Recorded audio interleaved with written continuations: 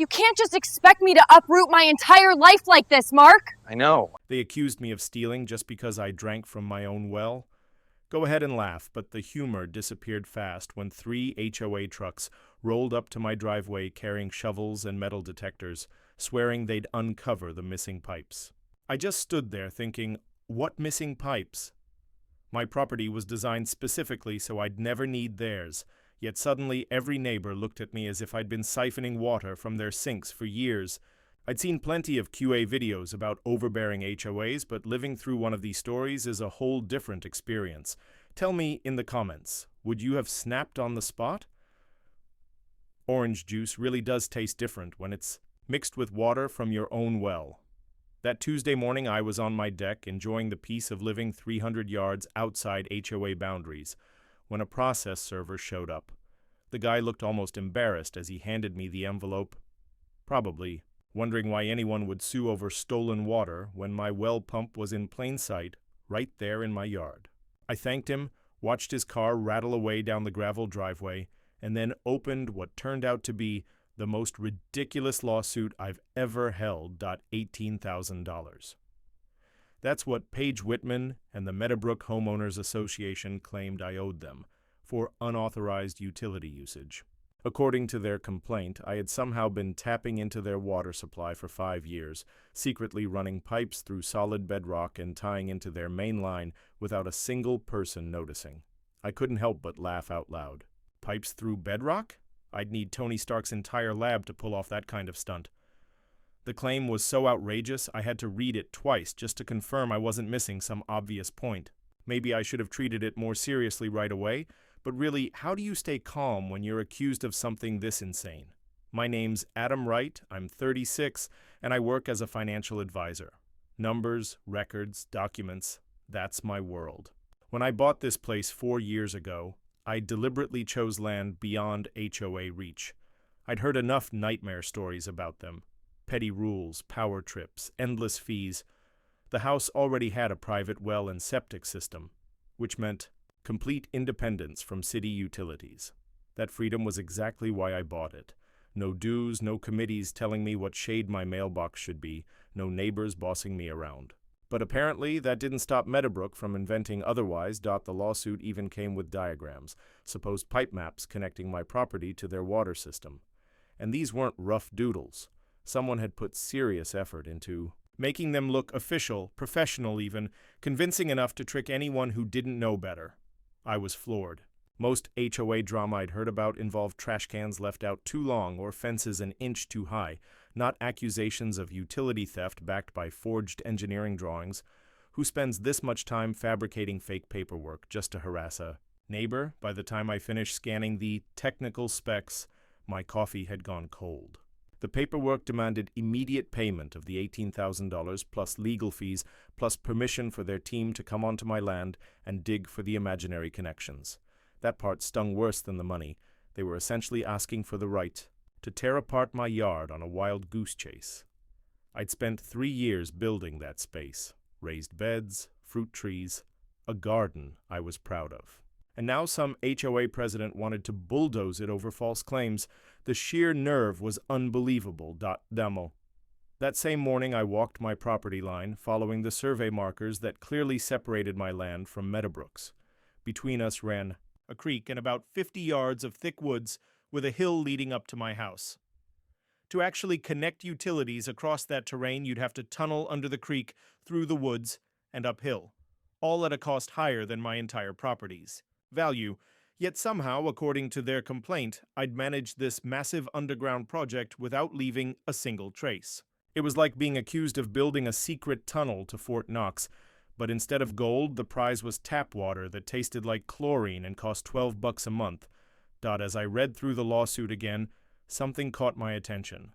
The usage numbers they provided were oddly specific: gallons per day, seasonal variations, irrigation estimates. The detail went far beyond what an HOA could know.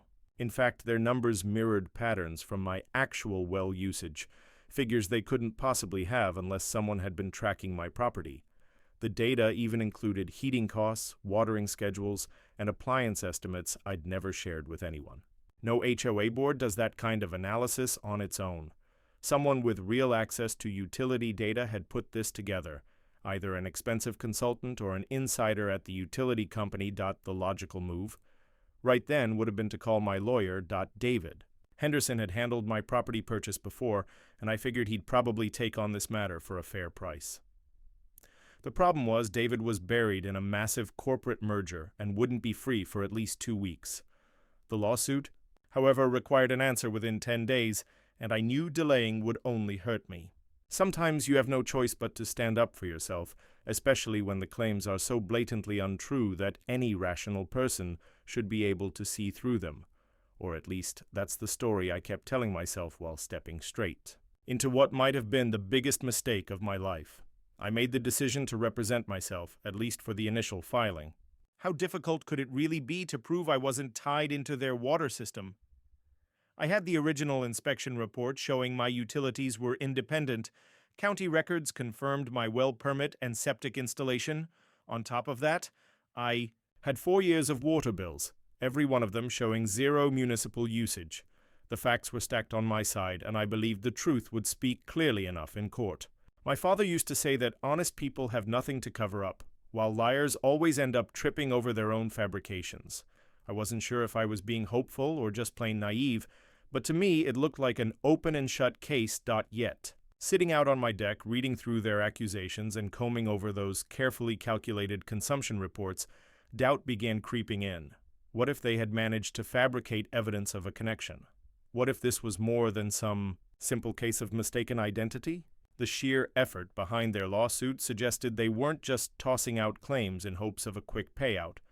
They seemed genuinely certain they had a case. That meant they were either completely delusional or they knew something I didn't.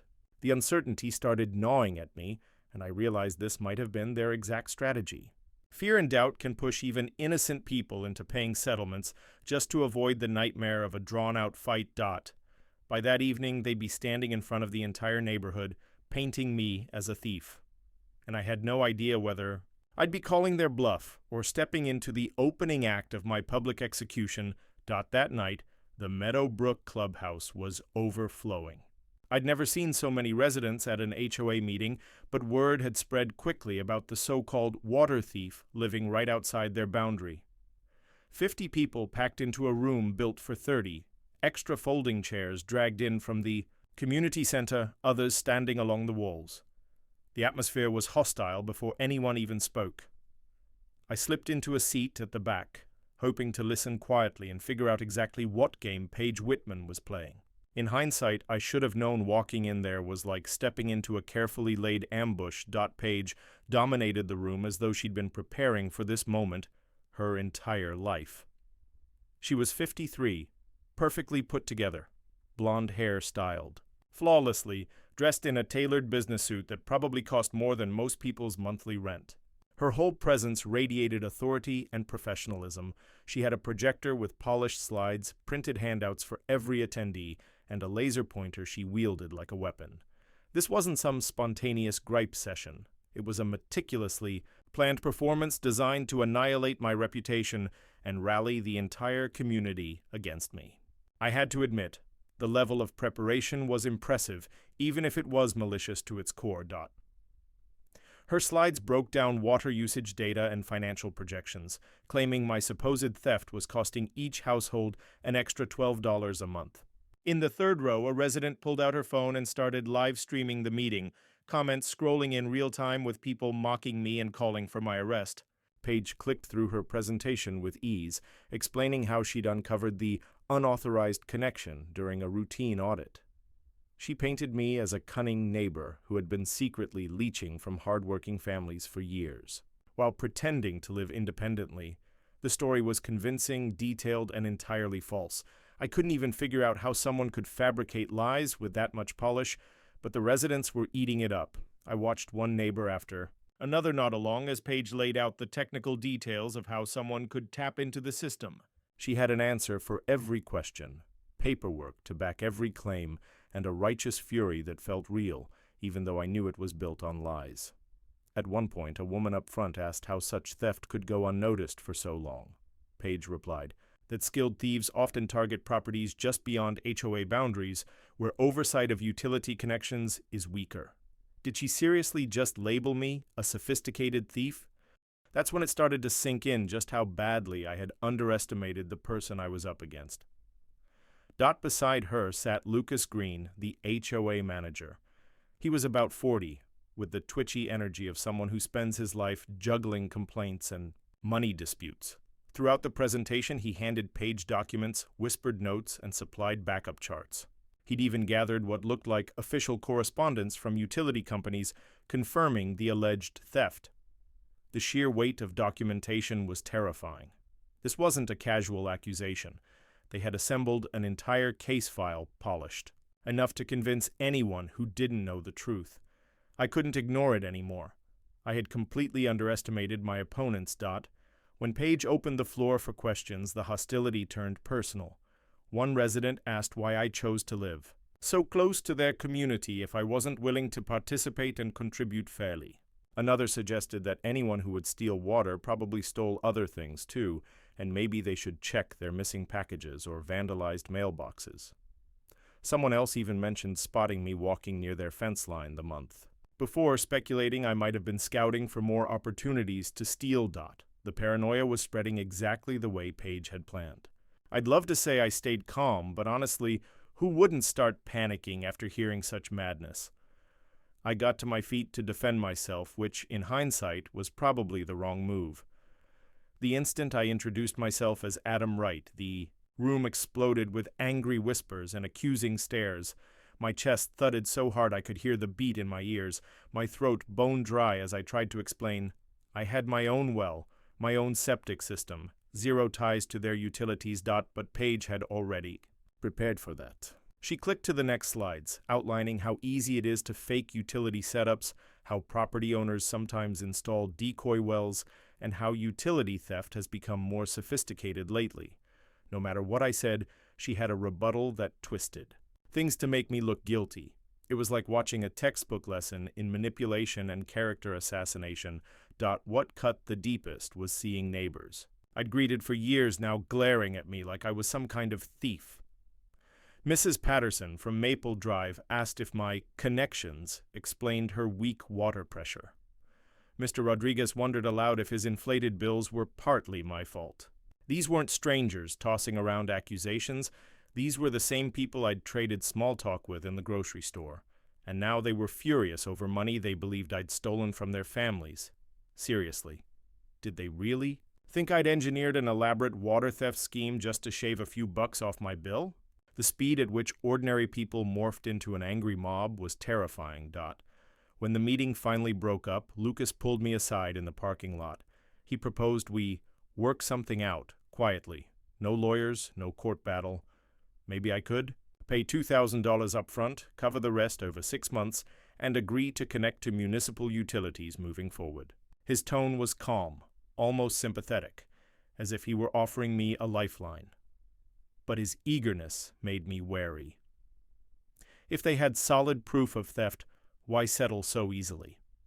That didn't add up. As I headed back to my car, I overheard hushed conversations. Someone talked about posting on social media to alert nearby neighborhoods about utility thieves. Another suggested starting a petition to push authorities into investigating houses near HOA boundaries. My reputation was already unraveling, and by morning, half the county would probably believe I was some master water thief targeting homeowners associations. I actually froze mid-step, staring at the ground, wondering how my life had spiraled into this nightmare in less than 24 hours. My ears rang as I walked away, branded a criminal by slick slides and fabricated evidence. But Lucas had slipped. During his settlement pitch, he'd said their evidence was already prepared for court. That phrase stuck with me. Evidence isn't prepared ahead of time. It's collected during an investigation. You don't prepare it unless you already know exactly what you're going to find. That tiny mistake was the first crack in their flawless performance. Prepared? Since when do you prep evidence before a crime even exists? That word echoed in my mind as the crowd's glares burned into me. At 8 a.m. sharp, I walked into the county utilities office, which felt more like a government fortress. The air reeked of industrial disinfectant and old carpet, fluorescent lights buzzing overhead, clock windows sealed off with bulletproof glass. Sarah Mitchell, the records clerk, looked up from her monitor with the weary expression of someone used to fending off frustrated homeowners complaining about bills. I slid the lawsuit paperwork through the slot and explained my situation. Her eyebrows rose as she skimmed Page's accusations. It felt less like I was reviewing public records and more like I was reporting a crime. I'd barely slept, replaying last night's humiliation at the HOA meeting, imagining how many neighbors already saw me as a crook dot. When I first asked for connection maps, Sarah cited privacy regulations. Standard bureaucratic roadblocks meant to discourage anyone without the right forms or jargon. But when I mentioned the lawsuit and showed her the diagrams claiming my house was tied to Meadowbrook's system, her demeanor changed instantly. Apparently, fraud allegations tied to court. Filings get a different level of attention. Suddenly she was cooperative, almost eager to make sure the records were accurate. The database search took about 15 minutes of clicking through property IDs and service records. Sarah pulled up aerial maps, installation permits, and maintenance. Logs going back 12 years all the way to Meadowbrook's original infrastructure build. Every record said the same thing. My property had never been connected to their utilities. Not during construction, not ever. The official trail was airtight. Timestamps, approval codes, inspector signatures, the works. For a moment, it felt like vindication. But then Sarah frowned and called over her supervisor. 3 weeks earlier, someone had uploaded a revised utility map showing my property linked to Meadowbrook's main waterline. The update came with authorization codes and listed the submitter as Lucas Green, identified as an HOA representative. The problem? Sarah had never heard of him, and legitimate revisions require in-person verification with multiple forms of ID. Which meant someone had hacked the county system or forged credentials to plant fake documentation backing their lawsuit. I almost dropped the folder when she turned the monitor toward me, my hands shaking as it sank in. They'd falsified records under my name. The supervisor, a weary-looking man named Frank, explained that tampering with utility maps was a federal crime, often drawing in the FBI and carrying the risk of serious prison time. Counties treat infrastructure security with the utmost seriousness, especially after past terrorism scares involving attempts to contaminate water supplies. Whoever had altered these documents wasn't just committing fraud against me. They were disrupting emergency response systems, interfering with utility maintenance planning, and violating homeland security measures. What began as a neighborhood dispute was spilling over into national security territory.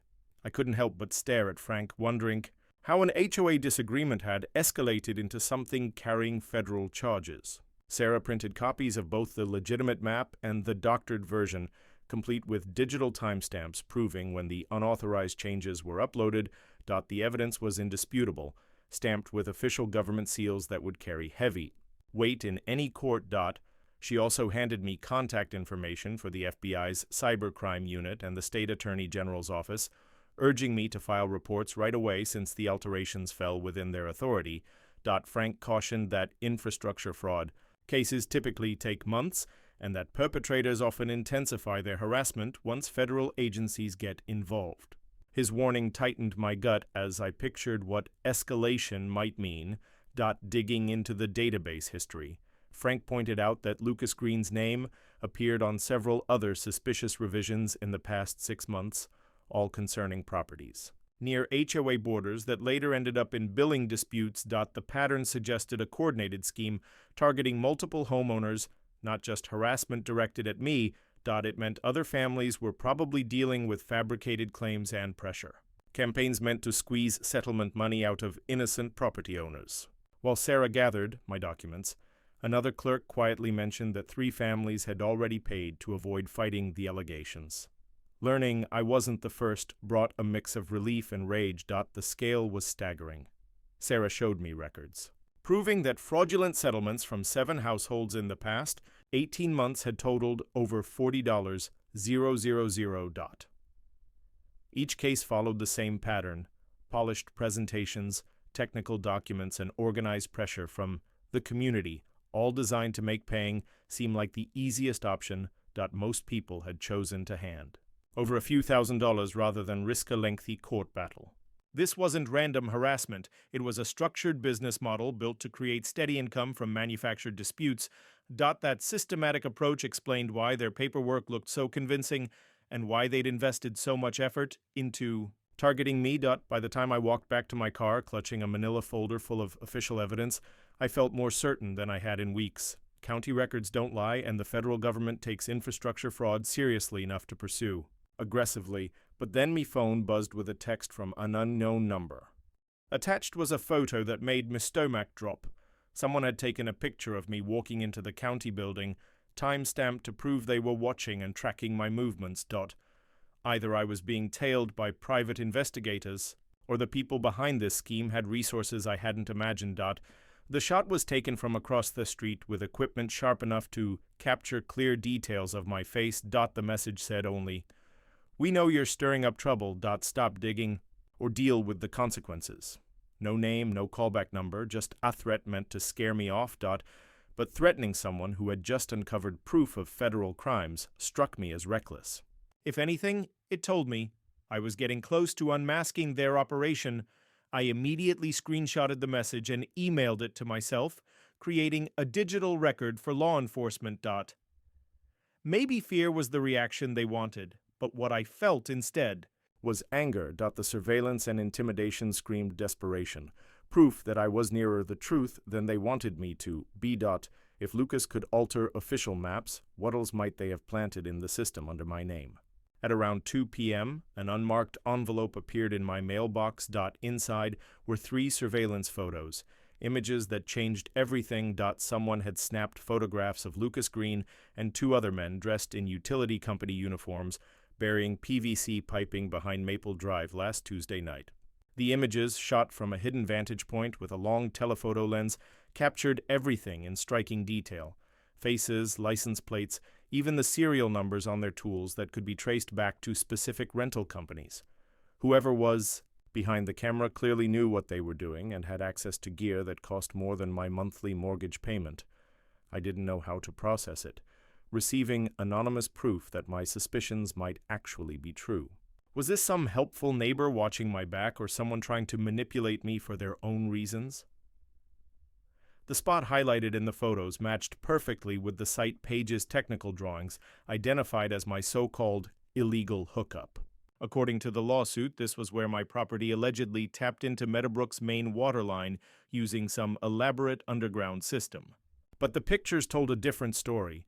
3 men digging with shovels and simple tools, constructing what looked like a set piece designed to mislead anyone giving it only a casual inspection.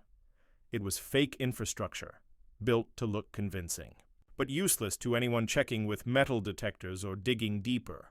The whole thing was theatrical, like a Hollywood backlot where the storefronts look solid but are just facades. That thought led me to wonder how many of my neighbors had been fooled by similar stage setups. I decided to see for myself. Borrowing a metal detector from my neighbor Jim, I grabbed a small camping shovel and drove out to the site. Jim had pressed me for details when I asked for the detector, so I ended up telling him about the lawsuit. His reaction threw me off. Instead of offering support, he narrowed his eyes and muttered something about always wondering why my water pressure seemed stronger than the rest of the blocks. Even the people I thought were friends were beginning to side with Page's carefully spun version of events. The isolation felt like psychological warfare, crafted to make me doubt my own reality. At the site, I documented everything with my phone, taking photos, recording GPS coordinates, measuring for potential court use. That's when my phone rang. It was Paige Whitman herself. Her voice carried the same authority she wielded at the HOA meeting, but now with a sharpness that hadn't been there before. She accused me of trespassing on utility property and warned that tampering with water systems could bring criminal charges beyond the theft allegations. Did she really think threats would scare me off when I was standing beside the very proof of her fraud? I could hear Lucas in the background whispering instructions, feeding her lines on what to say next. The desperation was obvious. I recorded. the entire call catching her escalating attempts to convince me that checking the supposed connection point was both illegal and dangerous. She claimed sensitive monitoring equipment had been installed nearby and that my presence was setting off alarms that would draw in federal investigators against us both. But from where I stood, I could see the end of the buried pipe system. And there was nothing, no sensors, no monitoring gear, no security. She was inventing threats on the fly, scrambling to keep me from gathering the evidence that could unravel their whole case. Her intimidation tactics were so clumsy, they felt insulting. And then it escalated. 3 men in utility uniforms suddenly appeared, claiming they were with Metabrook Utility Services and ordering me to stop interfering with maintenance work. Their badges looked convincing enough from a distance, and their truck carried decals, but something was wrong. Real utility crews operate under strict notification rules, carry proper permits, and coordinate directly with county officials. These guys?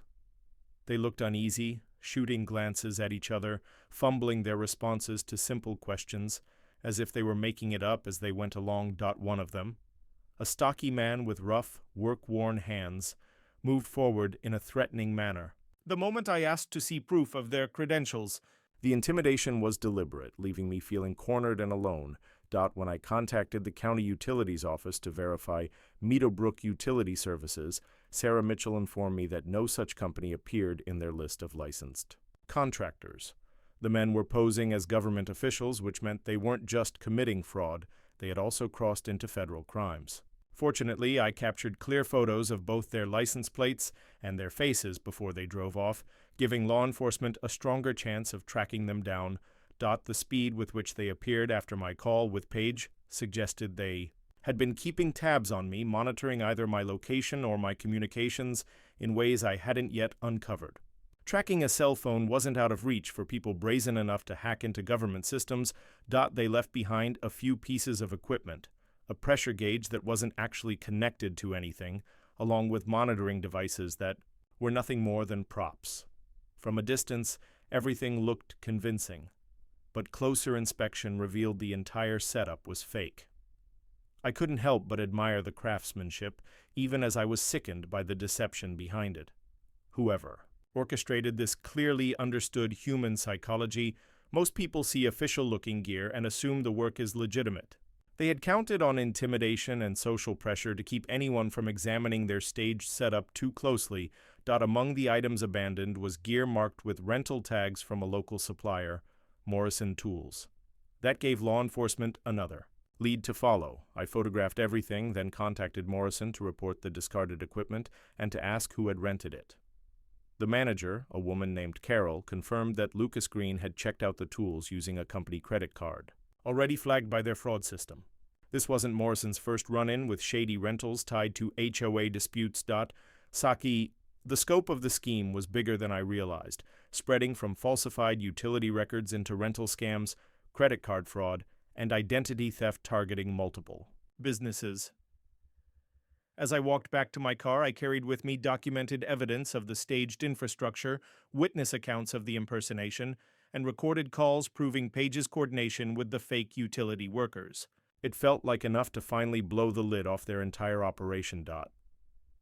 But then my phone buzzed. An anonymous text made my stomach drop. A photo of my house taken from inside my backyard. The image showed my well pump and septic system, captured with a long lens camera. This wasn't just surveillance of my investigation. They were trespassing on my property, erasing the line between intimidation and stalking. And then came the realization. They weren't just faking pipes. They had already crossed into my life. At 9 a.m., the federal courthouse loomed with marble pillars, metal detectors, and an atmosphere built to make ordinary people feel small. I arrived early, clutching my evidence folder, hoping to find a quiet spot to review everything one last time before facing whatever legal arsenal Paige had assembled. The lobby buzzed with hushed conversations between attorneys and their clients, the nervous energy knotting my stomach tighter. Paige arrived 20 minutes later, surrounded by what looked like a corporate legal team preparing for a takeover. The sharp echo of their polished shoes on the marble floor made me shrink inside with every step. 3 lawyers in tailored suits flanked her, each carrying identical leather briefcases and projecting the sort of confidence that comes with hourly rates in the hundreds. Lucas followed with a cart stacked high with binders and presentation equipment. What had started as a simple utility dispute had been escalated into a federal case, staged like high-stakes litigation. Judge Robert Mason entered, with the gravity of someone seasoned in cutting through theatrics, to focus on facts. He reviewed the case file while both sides laid out their materials, his expression giving no hint of which way he leaned. I was both relieved by his reputation for fairness and terrified that my amateur preparation would look feeble next to Page's polished legal team. Opening arguments revealed just how much work had gone into their setup. Their lead attorney, Jennifer Hayes, wove a polished narrative of calculated utility theft, complete with diagrams and data. She portrayed me as a cunning criminal exploiting loopholes to steal resources while hiding behind claims of independence. Her case was presented so convincingly that, for a moment, I wondered if I had overlooked something. When it was finally my turn, I felt like I had brought a pocket knife to a gunfight. I had photographs, government records, and recorded calls, but no glossy slides, no expert exhibits, and no team to organize my arguments. Standing alone at the plaintiff's table, I laid out what I had: the county database search, the falsified map revisions, and the physical proof of staged infrastructure, all of it designed to prop up their fabricated accusations. Judge Mason listened carefully, occasionally pausing to ask precise questions about timestamps and sources, though his face stayed professionally unreadable as I presented my case. Sweat ran down my back as I flipped nervously through the stack of documents, terrified I might miss the one page that mattered most. The questioning phase began to chip away at Pa's flawless courtroom facade. When Mason asked for detailed explanations of utility hookup procedures, Lucas grew visibly nervous, sweating, stumbling, and contradicting his own sworn testimony. How had I supposedly drilled through solid bedrock without heavy machinery? Where were the required permits for underground utility work? With each inquiry, their fabricated story unraveled further. At one especially damning moment, someone in the gallery coughed and muttered, "Liar," just as Lucas tripped over another contradiction. The room chuckled, and for the first time, the air of absolute control around Page seemed to fracture. Trying to regain ground, Jennifer Hayes shifted the attack toward my character. She argued that anyone who chose to live outside HOA oversight was likely the kind of person who would also steal utilities to dodge paying their share. The smear campaign felt clumsy and desperate, especially when she insinuated that my background in finance made me capable of elaborate fraud. Their case truly unraveled when Judge Mason pressed for clarification on the utility connection diagrams they had submitted. Lucas admitted he wasn't qualified to design or even interpret engineering schematics. He claimed the diagrams were prepared by an unnamed consultant who couldn't be questioned. When Mason asked for credentials or contact details, Lucas grew evasive, insisting the information was protected under attorney-client privilege. Did he really think a federal judge would accept unverified technical evidence from an anonymous source? Then came my turn. I presented records from the county database, and panic rippled across Page's team. Sarah Mitchell's official documentation showed forged map revisions, complete with timestamps and digital signatures, that contradicted their claims about long-standing utility hookups. Hayes objected over and over, calling the evidence hearsay, but Mason overruled her each time and demanded explanations. The forgery was undeniable. Government records carried Lucas Green's fraudulent authorization codes. And when I played the recorded phone call of Page threatening me as I investigated the fake pipeline, it sounded like a confession in open court. Her voice revealed full awareness of the staged evidence and her coordination with the imposter utility crew sent to intimidate me. Hayes argued the recording was illegal, but state single-party consent laws made my evidence completely admissible. For the first time, Mason's neutral expression gave way to suspicion as he heard Page's voice warning me of criminal prosecution for exposing utility infrastructure she knew was fabricated. During the lunch break, I overheard chaos among their legal team. Hayes urged immediate withdrawal before more incriminating evidence surfaced. Page stubbornly insisted they could still prevail with community testimony and character witnesses. Lucas sat silent, his eyes downcast, likely calculating the federal prison time tied to utility fraud, data tampering, and impersonating public officials. The confident attorneys of the morning now looked like cornered conspirators staring down. Criminal charges. Then a county utilities officer approached me in the hallway. He said only, "We need to talk about Lucas." The man, Mark Thompson, wore the county's utilities uniform with its security badges, 15 years of service stitched into every detail. His lined face carried the weight of someone torn between duty and the knowledge of corruption festering under his watch. Mark had taken emergency leave just to testify, risking his career by exposing wrongdoing within his own department. I couldn't tell whether his sudden appearance was pure conscience or if someone had reminded him that silence would make him complicit in federal crimes. His hands trembled as he raised them for the oath, signaling just how much this moment was costing him personally. The story he told shattered everything I thought I understood about Lucas Green's operation. It began 6 months earlier when Lucas approached him after work, claiming to represent several HOA boards who needed clarification about utility boundaries near residential developments. At first it all seemed legitimate, routine discussions about compliance and documentation that any responsible manager might pursue. Mark had fielded questions about database access, map update protocols, and authorization rules without ever realizing the information was being gathered for criminal use. His voice wavered as he admitted falling for Lucas's performance, clearly blaming himself for unintentionally enabling the fraud through what he believed was harmless cooperation. Lucas's first attempt at bribery came disguised as consulting. Fees for technical advice on utility mapping procedures.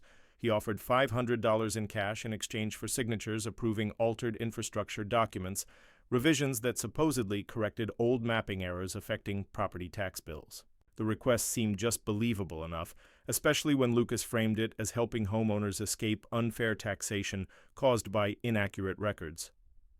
Mark declined politely, but Lucas pressed harder, his offers becoming more desperate and revealing his true intentions. By their third meeting, the offer had climbed to $2,000 for direct database access and fabricated authorization codes. The shift from consultation to outright bribery had been so gradual that Mark almost didn't recognize it for what it was. The intimidation began only after Mark refused to take part in the scheme and started questioning who Lucas really was and what authority he had to request utility changes. Anonymous calls threatened his job, then suspicious vehicles began appearing near his house, followed by chilling references to his family's daily routines. Whoever was behind it had studied his life in detail. They knew his daughter's school schedule, his wife's workplace, even their weekend habits. The threats made it clear just how far the criminal group was willing to go, relying on fear and harassment to protect their operation. Mark's voice shook as he described finding his car scratched outside his daughter's school with a note. Under the wiper reading, "Stop asking questions." He admitted the campaign nearly broke him. Sleepless nights, a strained marriage from unexplained threats, and constant fear for his family had pushed him to the edge. Either give in to Lucas or quit his job altogether. His wife begged him to cooperate, arguing that their children's safety mattered more than principles of government integrity. The personal toll of resisting was tearing his family apart, while Lucas escalated his threats and widened his fraud scheme to new victims. What finally stopped Mark from running was his daughter quietly asking why Daddy looks scared all the time. He realized that fleeing would only teach her the wrong lesson about bullies. The evidence Mark provided captured Lucas's desperation when bribery and intimidation failed to win over county employees. Emails detailed specific properties, targeted homeowners, and projected settlement amounts, exposing the calculated nature of the operation. Lucas had carefully chosen his victims, elderly residents, immigrants, and families on fixed incomes, those least likely to hire lawyers or understand their rights. His targeting wasn't random, it was predatory. Mark had saved everything, knowing one day he might need proof to protect himself. With his technical expertise, Mark dismantled Lucas's fabricated claims. The supposed database changes ignored. Basic engineering realities like drainage patterns, soil stability, and construction requirements mistakes that made the fraudulent connections impossible in practice. While polished enough to fool a casual observer, the scheme lacked the expertise. To survive professional scrutiny, its success relied entirely on scaring victims into settlements before engineers could investigate. His testimony also revealed that Lucas had tried to recruit other government workers the same way, posing as a consultant before escalating to bribes. 2 county employees reported the attempts immediately, showing the systematic effort Lucas used to infiltrate official records. He clearly knew that controlling databases and authorization systems was the only way his fraud could last. Without that inside access, the scheme would collapse under review. Mark's choice to testify, despite the risks to his career, showed real moral courage. His 15 years of service, multiple commendations, and detailed records of reporting the bribery attempts made his credibility unshakable. Judge Mason treated him with respect while growing increasingly doubtful of Page's legal team and their manufactured evidence. The contrast between Mark's integrity and Lucas's corruption was becoming undeniable. During cross-examination, attorney Jennifer Hayes made the mistake of questioning Mark's credibility, suggesting he fabricated testimony to cover up negligence. With database security, but Mark answered calmly, presenting thorough documentation of every report he filed and every safeguard he followed, before deciding to testify in federal court. His clear explanation of proper security protocols and reporting procedures proved he had done everything by the book to protect both his agency and the public from fraud. The FBI was watching, Mark said, and now they were ready to act, if I was. That afternoon, the courtroom overflowed as news of his testimony spread. Reporters filled the back rows, sensing a story much larger than a neighborhood dispute. The room buzzed like a criminal trial, not a civil hearing. Residents of Meadowbrook sat stunned, realizing what their HOA president had been involved in. My final piece of evidence was Page's threatening phone call, played aloud through the courtroom speakers. Her voice echoed off the marble walls, warning me about interfering with utility systems while I stood near Lucas's stage setup. The recording caught her acknowledging the faked evidence, her coordination with impersonators, and her desperate attempts to block documentation of their fraud. Every word revealed conscious participation in the conspiracy. I couldn't help staring at her afterward, wondering how she imagined denying involvement when her own voice had just confessed on record. Her face turned pale, panic breaking through. The makeup meant to steady her appearance. The slideshow of surveillance photos sealed the case. Images of Lucas and his crew burying disconnected pipes at night to fake utility links. The photos captured faces, license plates, equipment, and serial numbers, all traceable back to rental companies and individuals. The evidence showed not random harassment, but organized planning, though sloppy enough to leave trails everywhere. By then, Jennifer Hayes stopped objecting altogether. She just sat in silence, looking defeated. Judge Mason's questioning of Lucas became a masterclass in exposing lies through engineering logic. How could water have been stolen for 5 years without visible construction? Why were there no permits? For supposed underground work requiring excavation? Where was the routine maintenance documentation for infrastructure that allegedly needed seasonal servicing? Every question revealed glaring impossibilities, leaving Lucas trapped between obvious lies and deeper admissions that only worsened his criminal liability. His faltering words and nervous stammer confirmed what everyone already suspected: his guilt and direct involvement in Page's scheme. What began as scattered incidents of harassment now stood revealed as organized racketeering, victimizing dozens of families over a span of 2 years through identical fraud tactics. Mark's testimony had shown the overall scale, but it was my evidence that nailed down the specifics, proof of deliberate criminal intent rather than simple clerical mistakes or isolated misconduct. The operation preyed on vulnerable homeowners using rehearsed presentations, forged paperwork, and carefully crafted legal threats meant to pressure settlements while avoiding court scrutiny. The breadth of the conspiracy exposed accomplices embedded in agencies and organizations, all feeding into a criminal enterprise that generated steady profits by engineering disputes with forged government records. Jennifer Hayes made a last-ditch attempt at defense, insisting database alterations came from rogue employees acting alone, not from a client-directed scheme. but recordings showed Page coordinating directly with imposters posing as utility workers, while the systematic targeting of properties revealed careful planning, access to HOA authority, and resources well beyond the reach of any lone employee. With that, Jennifer's entire defense unraveled under the mountain of evidence, proving her clients had orchestrated the fraud rather than merely benefited from it. Desperation was written all over her arguments as she scrambled for any explanation that might shrink her client's liability to civil fines instead of criminal charges. The final breaking point came when Page herself had a complete meltdown. In court, her emotional collapse became the dramatic climax that destroyed any chance of plea bargains or reduced charges. As more evidence poured in and every objection from her attorney was struck down, Page erupted, screaming about neighborhood standards and community protection. In that outburst, she exposed the true driving force: discrimination. Her rant about maintaining property values ended in a chilling shout, "Outs like him drag our neighborhood down." An admission of targeting based on housing status caught on federal cameras for the record. The courtroom exploded when she followed it up with, "This neighborhood deserves protection from freeloaders who steal our resources," while pointing at me with such venom that spectators recoiled. Judge Mason responded immediately, "Mr. Wright does not live in your neighborhood and is not subject to your authority." That single line underscored the fatal flaw in her entire case, one her expensive legal team couldn't possibly fix. She had admitted to fabricating evidence and coordinating a criminal conspiracy to force compliance on someone entirely outside her jurisdiction.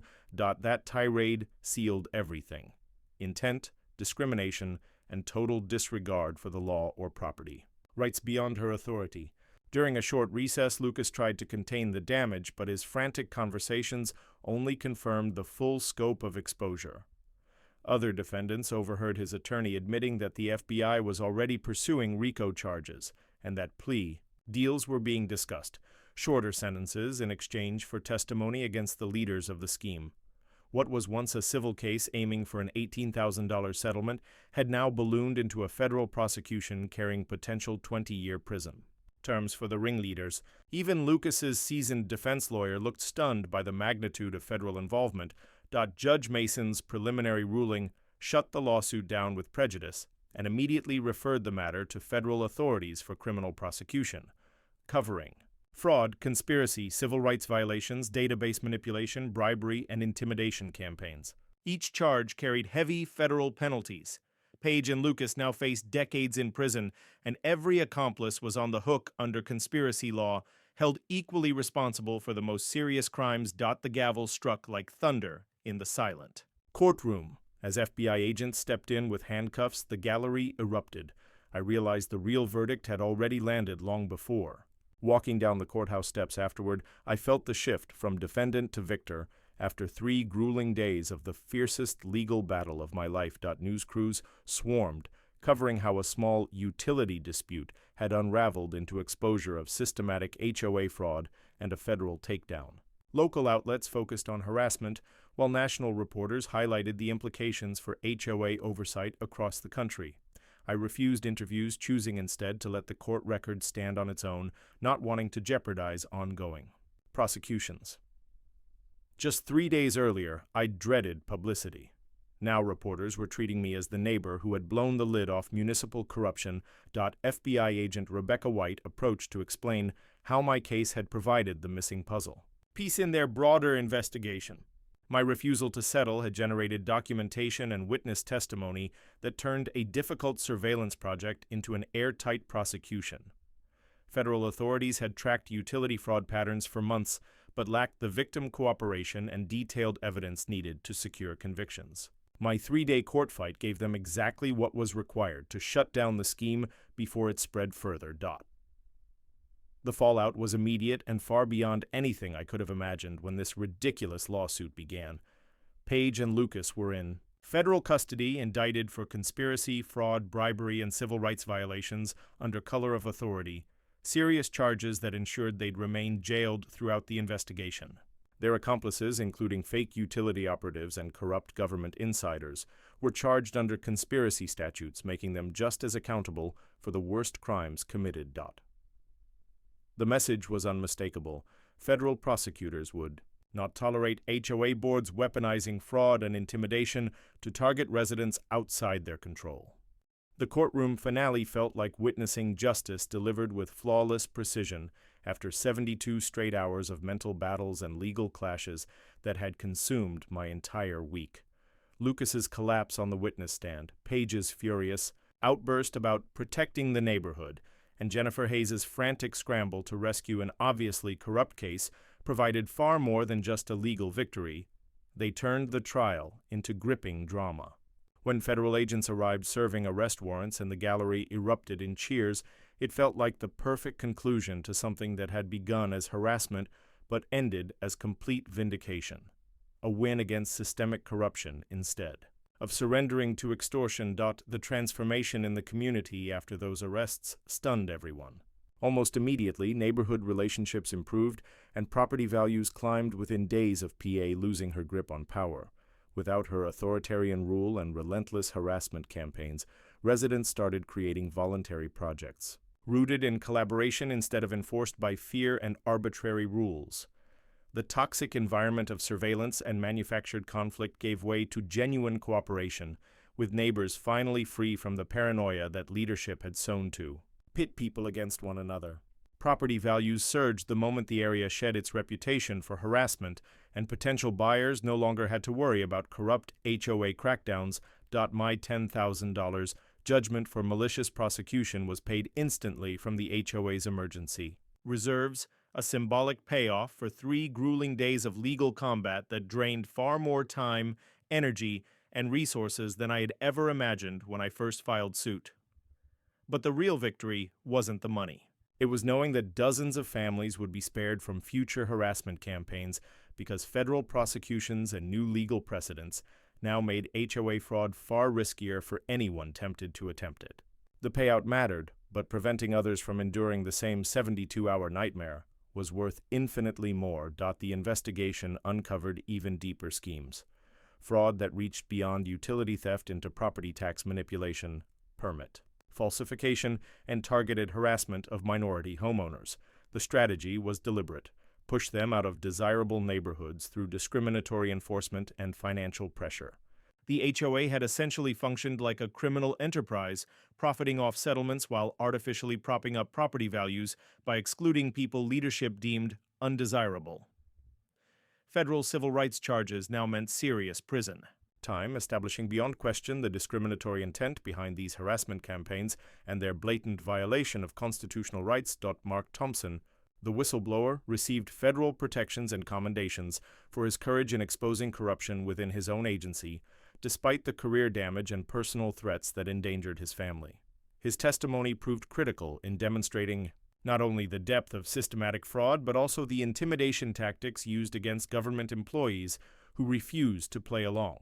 Thanks to him, the county utilities department rolled out new security protocols and oversight measures, locking down databases, ensuring early fraud detection, and mandating direct federal reporting. He put everything on the line, and for once, the system rewarded bravery instead of punishing it. My victory garden, built around the well pump, became the perfect symbol of closure to a 72-hour legal war that tested everything I believed about justice and standing firm on principle. Every stone I laid down was a marker of the values I defended against harassment and intimidation, designed to crush resistance through bogus legal threats. That garden became my daily reminder: facing bullies and defending your rights is worth the temporary fear and stress of challenging an opponent with endless resources and political connections. 6 months later, each morning cup of clean well water carried deeper meaning. Every drop reminded me that 3 days of courage had protected more families than I'll ever meet. That 200-foot well drilled through solid rock became more than just a utility. It stood as proof that independence can withstand even the dirtiest fraud and intimidation, and as that sank in, I understood this battle was never really about water. It was about dignity. Maybe the real lesson is this: truth won't defend itself. You have to fight for it. If you've made it this far, drop a comment and share your thoughts. And if you'd like to support the channel, hit that little thanks button below. Stay grounded, stay stubborn, and don't ever let anyone else write your ending.